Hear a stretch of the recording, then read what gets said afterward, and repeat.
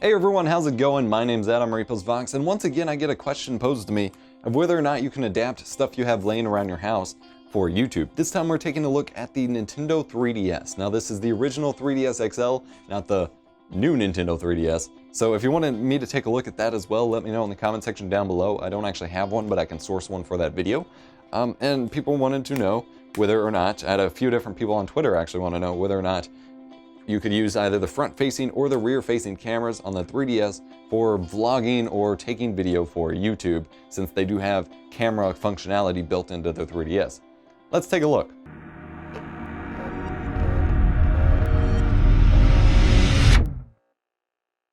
So the 3DS features two different cameras. There's a single front-facing camera and then two rear-facing cameras on the back. The rear-facing cameras allow you to take video in 3D using the 3D functionality.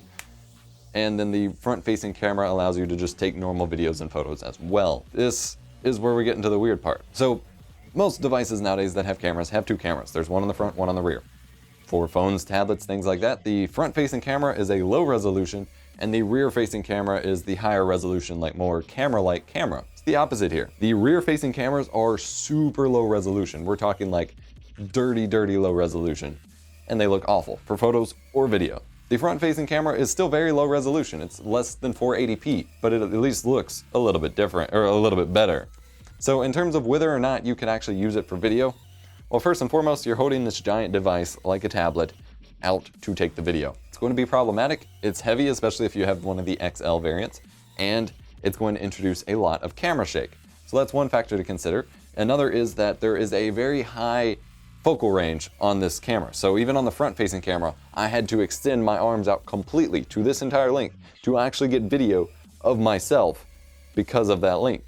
And here, I'll actually do a sample here. So to take video that's even remotely like at a decent viewing distance with this camera, I am having to fully extend my arms, which is a very long wingspan, and that is still only really getting my head in the frame. Otherwise, you are very cropped up on my face, which would be uncomfortable even for the most intimate of Skype conversations. And for videos, really not cool. And you can see here, my ability to extend my arms means that I'm shaking the video even more, which is certainly not ideal at all. And again, the quality is frankly garbage. It's low resolution, it's low frame rate, and the audio, it's noisy as can be, it's blocky as can be, and the audio quality is quite low as well. We'll switch around here and do a sample quality video of the rear cameras as well, which is somehow lower resolution and much more noisier and much more awful looking than the front-facing cameras. So this is what the rear test looks like, and of course for taking video of anything, I can just hold my hands wherever, but if I'm gonna turn around and take video of myself, then I still have to fully extend like this. But we are outdoors with plenty of light. Now everything's dead, so it doesn't look great, but the video's not great, let me tell you. So the question remains, can you use the Nintendo 3DS for videos or for vlogging or the like? Technically, yes, because you can just pull the videos off of the SD card like normal ones. The 3D ones are a little bit harder to convert, and they take a little bit of work because they're MPO 3D files. But at least the front-facing camera, you can easily just pull the AVI file off of your SD card, upload to YouTube, or do whatever you want. But should you? No. If you absolutely just needed to vlog something in a specific instance and you only had your 3DS with you and don't have a smartphone, go for it. Otherwise, please don't. Hope you enjoyed this video, guys. Thank you for watching.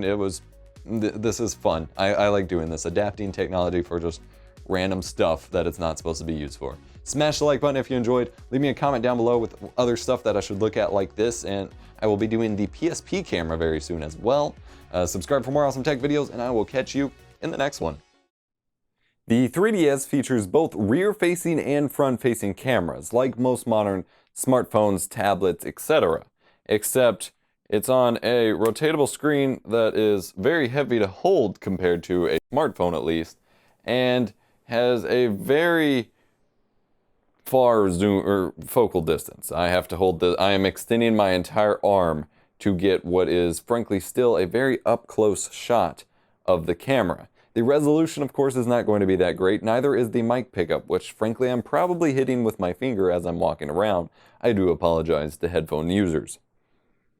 It's going to be shaky, as it's very awkward to hold, especially holding it out quite this far, and it's not going to be great quality. But it is free video if you already own the console, and potentially if you desperately need to vlog and you're, need something to record your video with, and you have this with you and you have some space on your SD card, this might be something you could use.